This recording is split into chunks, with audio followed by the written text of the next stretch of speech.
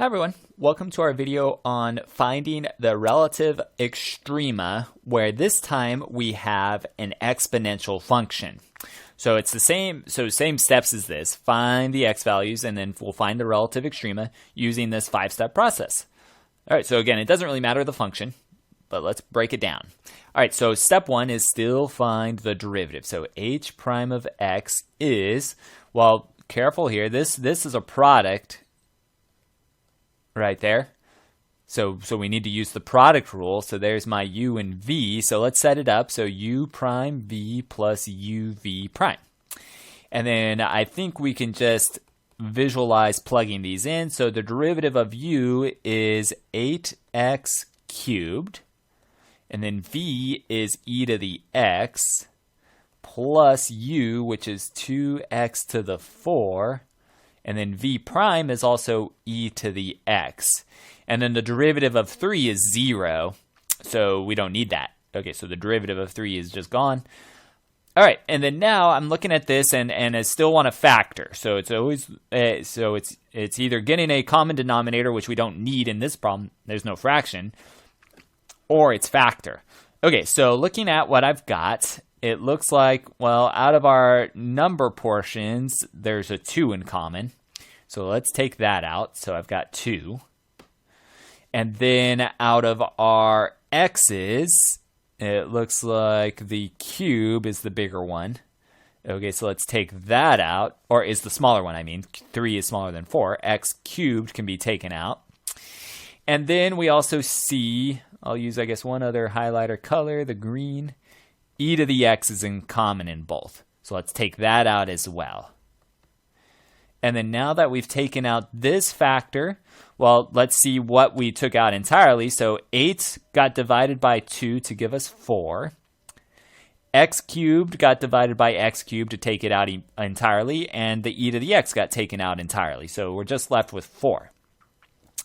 And then we have the plus 2 was taken out entirely. We took an x cubed out of the x4, so we're left with an x, and then e to the x was taken out entirely, so it's just 4 plus x. Okay, so this is our h prime. However, all of this, so this here, all of this in the first parentheses is still a product, so it might help to rewrite it. So I'm going to attach the 2 with the x cubed, but I'm going to write it like that. So to see each variable part is in its own parentheses. Okay, so this is the derivative that has been factored. It looks good. And then now my next step is to set it equal to 0 and then solve for our x's. Okay, so the 2x cubed would be set equal to 0. The e to the x would be set equal to 0, and the 4 plus x would be set equal to 0. Well, this first one I could divide by 2, and we would have x cubed equals 0. And then to get rid of the cube, I would cube root.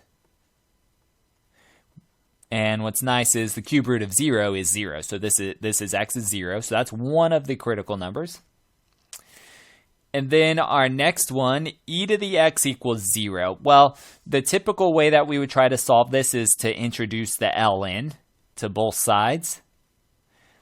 But ln of 0 is undefined. So that means we run into a roadblock. This means that there's no solution. Which is good, it just means move on. And then we can solve this one very quickly, just minus the 4, so we have x equals negative 4. Okay, so these that are boxed are the critical numbers. Okay, so it's just these two. So again, this one's nice, so don't do the biggest mistake is to say that it is 0. Well, don't do that. E to the 0 is 1.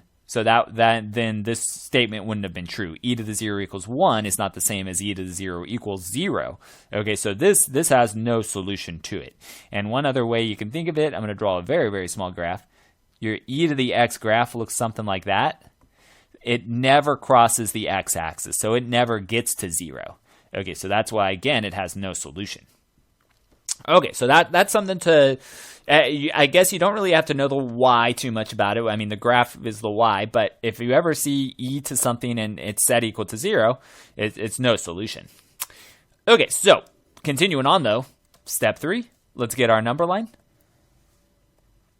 All right, so I've got -4 would be the smaller one, and then 0 is the bigger one. There we go. And then these are x values. Our function is h, so we'll do h prime and h. And then now still, so step 4 at this point, I'm plugging in x values in between these intervals into our h prime. So that's why we cloud it. I'm coming back to it. I'm using it again. Okay, so anything bigger than 0. So let's do h prime of 1.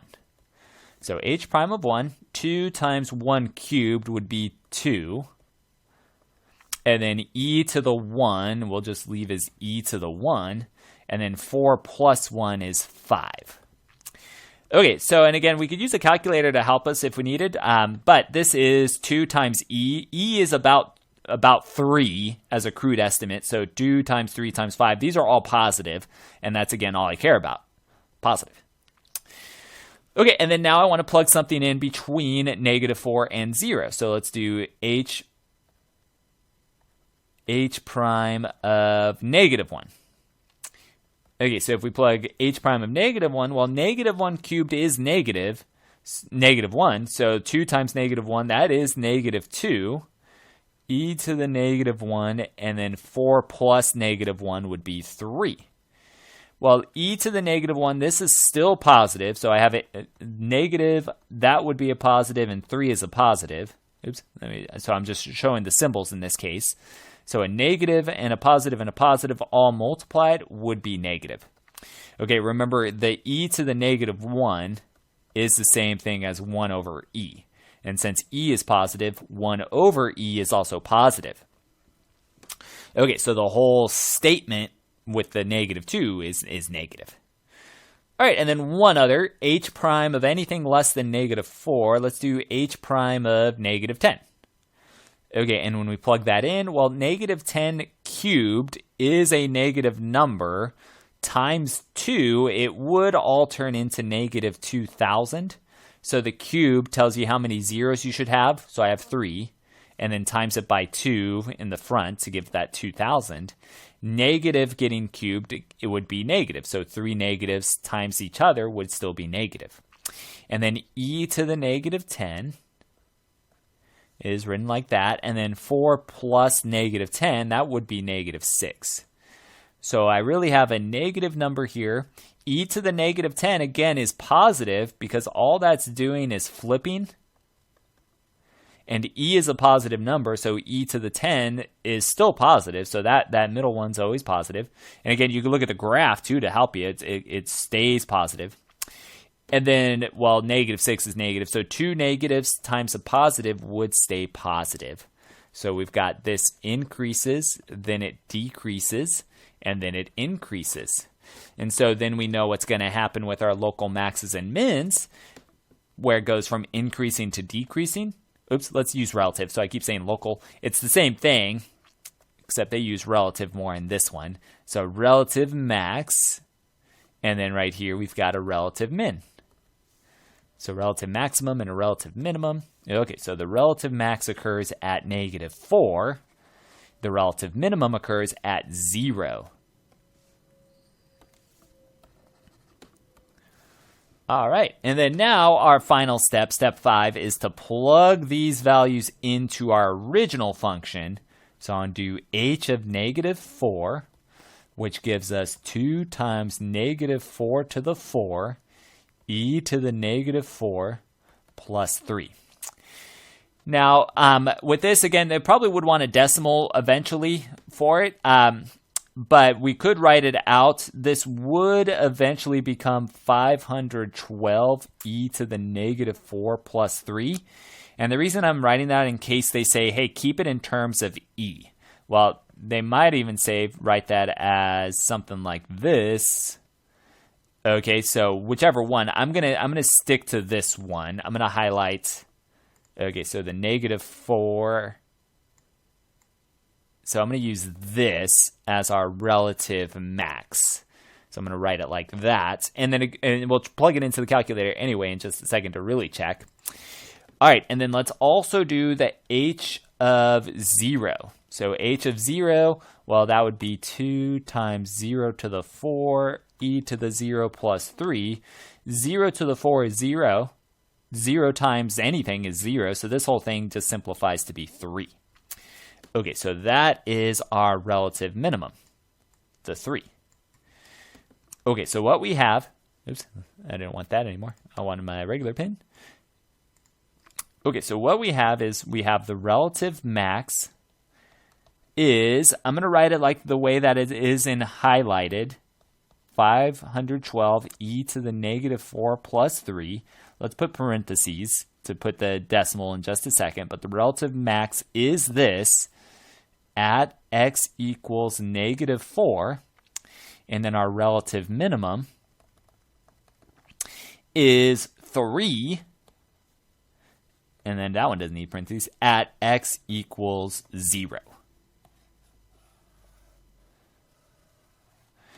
All right, and then now let's check all of our work with the calculator. So I want to plug it in. So that was our previous one. Let's get rid of it. So let's plug in 2x to the 4, e to the x, and then plus 3.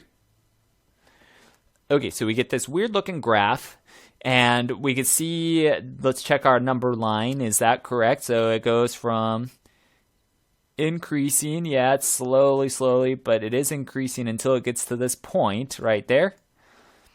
And then notice it's at negative 4, and then this looks like the decimal, 12.378. So we'll check it in just a second. And then 0.3 is the minimum. That's what we wrote, yeah. And then all of it checks out, so everything is looking good. And then all I want to do, I want to go to the scientific one so that I can plug in my e expression to really make sure that that was the same thing. Okay, so 512. Let me see it. So 512. Let's make this smaller so I can see them both.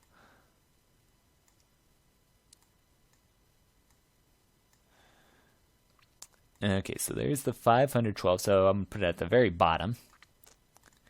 Okay, so 512 and then e to the negative 4. And then let's move the arrow over. And then plus 3. Equals the 12.377 or 378. 12.378 to 3 decimals.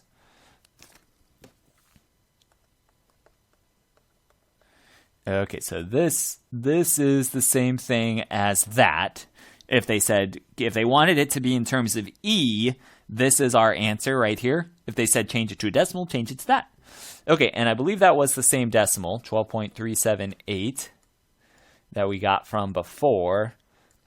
I got rid of the graph, so it might not be there anymore, but I thought it was the same thing. So I'm going to check really quickly here.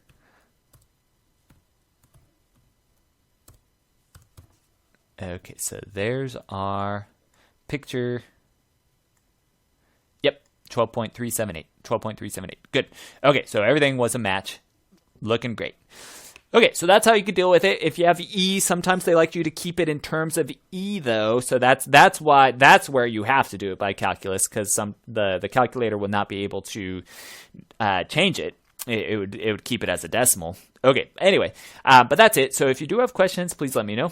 Otherwise, thanks for watching, and we'll do this last one in one other video.